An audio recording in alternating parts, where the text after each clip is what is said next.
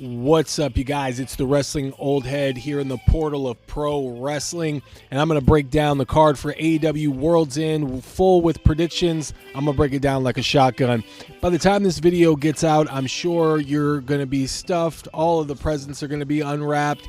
The lights are going to be off, and you're going to be unwinding. And I just really hope and wish that you had a very Merry Christmas, a very Happy Hanukkah, a very Happy Kwanzaa, Happy Festivus, whatever holiday that you celebrate. I hope it was good to you. I hope you got to be with family and even with friends and enjoyed the rest of the day. So I send those messages out to you and have a Happy New Year going into 2025. It looks like it's going to be an exciting one for professional wrestling. AEW did not have the best of 2024s, and I think even some of their diehard fans will admit that. It was not the best for them, but they are trying to get the pieces put back together so that they can gain momentum going into 2025. This will be the final pay-per-view for AEW of the year. Let's see if this show, at the culmination, at the conclusion of this show, if they're going to get that momentum back and they're going to start to be the talk of the wrestling community. So they're going to have the semifinals and the finals of the Continental Classic. You will see a new you will potentially see a new Continental Champion at this event. Kazuchika Okada has made it into the semifinals. It's an interesting thing that they didn't allow Shelton Benjamin to go into the semifinals, but he's had a dominant run, and I understand why they don't want to bring him in there. They want to keep him strong in the stable that he's in with the Hurt Syndicate and everything, so it makes sense why you wouldn't put him in a scenario to where he would lose something as big or as considered big as AEW's Continental Classic. So it makes sense, but he had a very dominant run in the Continental Classic, and I really like the way that they're building up Shelton Benjamin. So hopefully they find a way to get him on this card. The same with Swerve Strickland, the same with Bobby Lashley. There's a lot of people that are not on this card, so I wonder if we're going to see them get added later. I mean, Chris Jericho isn't on this card. Hook isn't on this card. Christian Cage is not on this card. So there's a lot of people that are omitted from this event, and we'll see if they get a chance to maybe have a promo segment or something along those lines, because this, on paper, even with the semifinal, the two semifinal matches and the final match, is the shortest card lineup that AEW has had in some time. I think we're clocking in at 9 matches. So there's not a whole lot of matches, and obviously Wednesday they might be announcing some new matches. So maybe as this video is going out, they have announced some new matches to the event as well. So like I'm recording this prior to Dynamite, prior to the holidays. So I did not read the spoilers. I have no idea what's going to happen on Dynamite. So I'm just going by the card as it stands currently while I'm recording this. So in the semifinal round, it will be Will Ospreay against Kyle Fletcher and Ricochet against Kazuchika Okada. So that means it'll be either Ricochet or Kazuchika Okada against Kyle Fletcher or Will Ospreay. To me, this is just, because Ricochet has gotten a win over Will Ospreay already, and the match before that was a tie. I feel like they will put their third match on the pay-per-view, and we potentially could get Will Ospreay against Ricochet in a rematch for the Continental Championship. I understand the argument for Kyle Fletcher having a win here and getting the Continental Championship. I think it would be huge for him. It would make him a superstar, and I would say Will Ospreay is real close to not seeming like the top face of the company like he was when he came in. There was so much hype behind Will Ospreay when he came in, and they say that he's Teflon, so he can take a few losses here and there, but he's not as Teflon as fans would like to think. Let's keep the aura alive, let's keep him in the talk for the face of the company, and loss after loss after loss is not going to do that for him. All of that aside, those are my opinions, but all of that aside, we're going to go with the predictions here. I feel Kyle Fletcher is going to Kyle Fletcher is going to lose to Will Ospreay. Kyle Fletcher already has a win over Will Ospreay. I feel like Kazuchika Okada and Ricochet could go either way. Kazuchika Okada has not had the best run in 2024. The Elite scenario, that whole feud, it did not go the way that I'm sure a lot of, even people backstage, Tony Khan even wanted it to go. It seemed to end abruptly. And now Kazuchika Okada is without his crew and is basically just down to the factory reset version of Kazuchika Okada that says bitch a lot. Man, he sure says bitch a lot. You can run, but you can't hide, bitch. We'll see what happens here, but I'm going to go with Kazuchika Okada as the win. I think that we're going to go into the finals with Kazuchika Okada and Will Ospreay. I think they're going to hold off on Ricochet, Will Ospreay. We got it on Collision. We don't need to have it that soon thereafter. I think they can really work that, into the future going into 2025. You don't want to get people sick of seeing those two in the ring together. I think it would be fair to stretch their next match a few months at the very least. So I'm going to go with Kazuchika Okada and Will Ospreay in the finals. And I honestly feel in my heart of hearts Kazuchika Okada retains. And this is the reason why. You want to keep Kazuchika Okada strong. You want to keep him in a scenario where I think he won the most amount of a G1 Climax record breaker, Kazuchika Okada. So he is well versed in getting through tournaments like this, round robin tournaments. So I'm going to say because of that Kazuchika Okada wins this tournament, retains his championship. Will Ospreay does not need to win this championship, but he needs to look strong. Maybe something like a Kyle Fletcher interference to keep their feud going and strong. Will Ospreay beats Kyle Fletcher, so they're tied 1-1. They can continue that feud. Will Ospreay does not need to be bogged down by a mid-card championship. No offense to the Continental Championship, but it is time that we start looking at Will Ospreay as a world title contender. So because of that, I'm going to go with Kazuchika retaining here at World's End. For the AEW Women's World Championship in a Tijuana street fight, Thunder Rosa goes against Mariah May, who's the champion. Obviously, Toni Storm is going to play a factor into this. What type of factor? I'm not sure, but Mariah May is going to win this. I'm going with Mariah May to retain here. The reason why, I think it's going to be a bloody brawl. It's a big battle. Thunder Rosa, I think, has done a good job to keep herself in the spotlight here, but as far as a championship run, I just don't see it in the cards the way that this story is going. The way that this story between Toni Storm and Mariah May is going, in my opinion, is we are going to see some kind of maybe a head bump or something, and Toni Storm wakes up again as timeless Toni Storm, gets under the spell that she seems to be under of this amnesia. And I remember as a kid, there was a Cactus Jack amnesia angle that they did, and I remember trying to send that message out to Dutch Mantel a long time ago, like, why did this angle suck so bad? And it was because as a kid, I loved it. As a child, I really, really liked that storyline. I thought it was interesting. He gets powerbombed on the concrete. He forgets who he is. They find him out on the street, and they're doing like this investigation to figure out why he's not wrestling anymore and why he's totally forgotten who he is. I thought it was crazy good as a kid. But then I went back and rewatched it. It's dog shit. It really is really bad. And they never followed up, and we never found out. He just came back as Cactus Jack, I think, if I recall correctly. So this is the first time that I've seen an amnesia angle since that time, and so it'll be interesting to see how they play into this.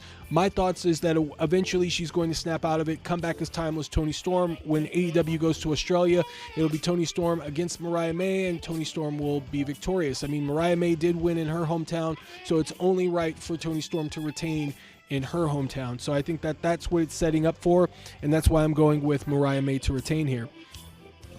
For the AEW International Championship, Konosuke Takeshita defends against Powerhouse Hobbs. This one's interesting. I'm thrilled by this. Apparently this feud has been really seeing some light on Rampage, and it's been seeing some light on Collision. So they've been trying to get fans to buy into Rampage and Collision to tune in to see this type of a feud, because I'm a big fan of Powerhouse Hobbs, but I have missed it, and I actually would like to go back and see a little bit of what was going on and how this has been played out.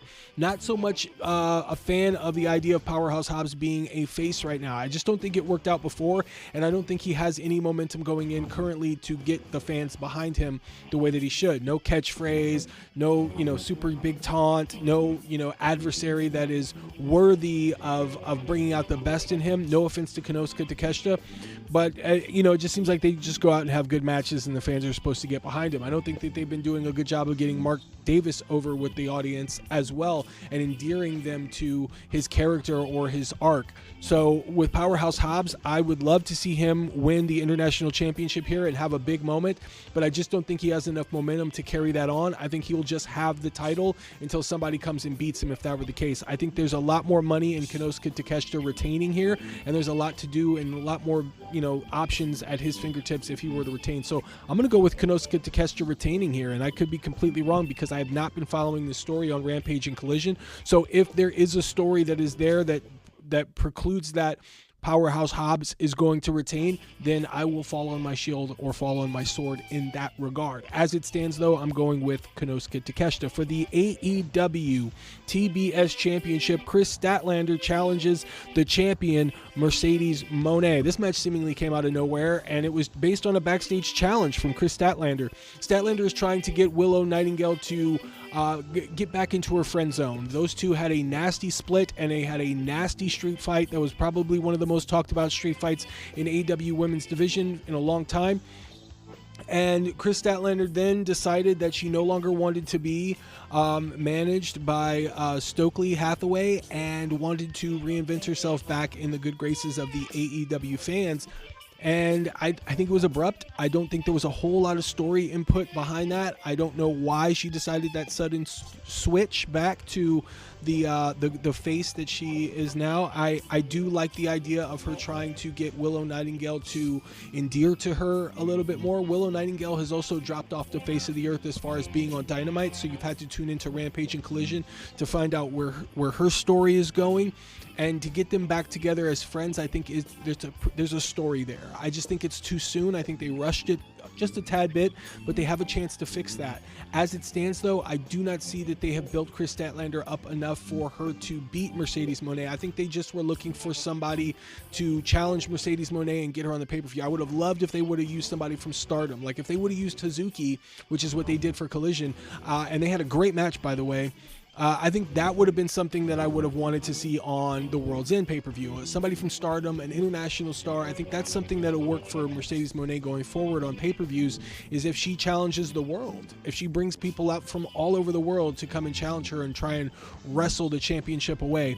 I think they would be huge in the Japanese international world, and fans accordingly. Tam Nakano or Thekla. I think if you brought those women in and had them feud with Mercedes Moné or just had a couple matches, I think they would be huge. So that's something that I think they should think about going forward, because those are pay-per-view matches, in my opinion.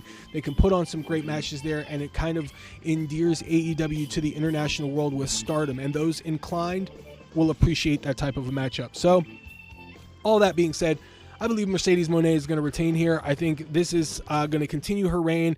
This is just another footnote for her, and hopefully this they continue the story with Chris Statlander and Willow Nightingale going into 2025.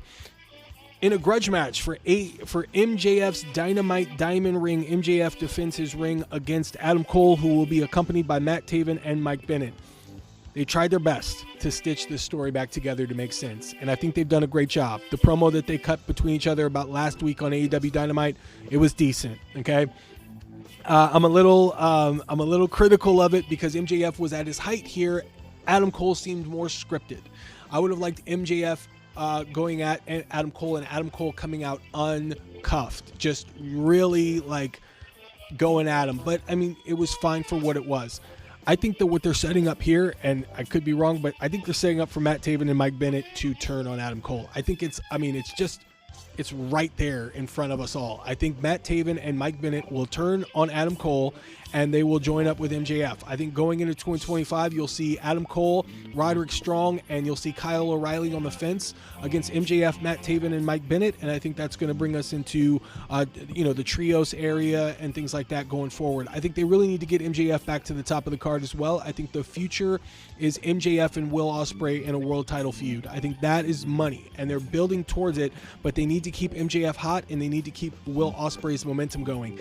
That's important to make sure that works, because that's one of the matches that they have not tapped into, a dream match that is just hasn't been done yet. So I think that they need to keep that in the back of their minds. So what MJF does at this feud with Adam Cole is going to be telling. As it stands, I think MJF's going to win this one. I think MJF wins with help from Matt Taven and Mike Bennett, and I think that continues the feud. I don't think if Adam Cole beats MJF that there's anything else that they can do after that. So I think they keep this going, and I don't know if they're really done or trying to have the conclusion. Essentially, this is the match that they probably should have had at World's End last year. They're just having it this year, so it looks like they're trying to stretch this out as long as they possibly can. So I'm going with MJF to win in this regard. For a four-way match, four-way dance, four men in the same ring at the same time for the AEW World Championship, it is Jon Moxley defending against Orange Cassidy, Hangman Adam Page, and Jay White. Wow, this feud just keeps going, right? This Death Riders feud, it's got me sitting there like, I know what you did last summer. Like, what are you waiting for, right? What are you waiting for, huh? What are you waiting for? What are you waiting for? When is this going to end? When is this going to reach its culmination? Is Shane McMahon going to show up? What is the purpose of the Death Riders? Their mission statement seems to be all over the place. So give me some finality. Give me some story beats, something huge right now, because they're not on the forefront. They're not ending the shows. There's not a whole lot of cliffhangers going on. I do like the idea that Jay White, Hangman Page, and Orange Cassidy are trying to find a way to coexist so that they can beat the Death Riders, and it's just not working. Jon Moxley is the pseudo Raven. He is the pseudo evil villain that these guys that are not really good guys, are coming together to try to dethrone the king from his and take his crown, right? With that being said, I do not see Jon Moxley losing his championship at this event. I do see, hopefully, one big story beat that really, really puts a nail into this and gets us talking going into 2025. This would be the opportunity, if they do have a plan to bring Shane McMahon in, to do that. You would do it at World's End, and then that would get everybody talking, everybody interested in going on Max and checking it out, streaming live. This is something that they would desperately need to get everybody talking about them going forward. My God, Shane McMahon has finally shown up in AEW. It would be the talk of the internet wrestling community. Twitter would blow up. Everybody would be like, a McMahon has returned to wrestling, and he did not return to the WWE. He debuted rather in AEW. So my prediction would be Shane McMahon having an involvement, even though I know that is an old rumor and it's probably out of people's mind. But if that was done by design, it would be brilliant. Brilliant. Nobody's expecting it. Nobody's talking about it anymore. So that's when you do it. And suddenly everybody's talking about it again, and suddenly you've got new momentum. All that aside, I believe Jon Moxley retains here. I think you get a little bit of story beat with Orange Cassidy, and Hangman Page and Jay White can continue their feud. I think you might get a teaser for Christian Cage, and you might also get the return of Adam Copeland. But they might push that into Wednesday for Dynamite, the following Wednesday after Saturday. We shall see. The point is, Jon Moxley is going to retain here. AEW has all the talent in the world. They really do. They've got this huge new deal. They're going to be on Max going in 2025. I mean, who would have thought AEW would have been on Max and WWE would be on Netflix going into 2025?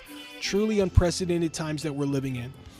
I'm excited for this event because this is an opportunity for fans to really, really start getting invested in AEW going into 2025 and giving them the momentum that they need to carry into 2025 and really change the focus, change the identity, change the perception of what AEW is. They can really get the momentum back in their favor with this. So hopefully they go out with a big bang. With only 9 matches, I feel like this is also going to have a lot of angles, a few returns, and some big events that are going to happen. I think that's what they're setting up for, because you're going to have some Continental Classic semifinal and final matches, and I think they're going to go along with that. But I really think that they're going to leave things open for Swerve and the Hurt Syndicate, with Ricochet possibly being involved. Like I said, Adam Copeland might be returning. We might see the return of Samoa Joe. There's going to be a lot of things that are going to be shifting around here. Maybe Camille returns, who knows? But I'm looking forward to seeing what they do. I think it's going to be an exciting event, and I can't wait to see how it unfolds. But you guys let me know what you think in the comments. Thumbs up on the way out to keep me in the algorithm, you guys. Thank you again for giving me such a wonderful year. This is going on my first year on YouTube, and I couldn't thank you guys more for allowing me to do this. This is something that I love. I'd be doing this without the YouTube algorithm or anything like that. This is just something that I've loved my whole life, and I decided, you know what, instead of sitting on the sidelines, let me go talk professional wrestling. I've done it my whole life, And now I'm just giving it to you guys, and I really appreciate the community that's being built around it. I appreciate the camaraderie. I appreciate the conversation, whether you're trying to be a contrarian or you agree. It does not matter to me. I love professional wrestling. I always have, ever since I was 3 years old, and I couldn't do this without you guys. So seriously, bottom of my heart, thank you so much, and Happy New Year to you and your family and everyone. And I look forward to seeing you guys more in the new year. And if you're looking around and you're like, when is he going to drop something else? All you got to do is stay tuned for more.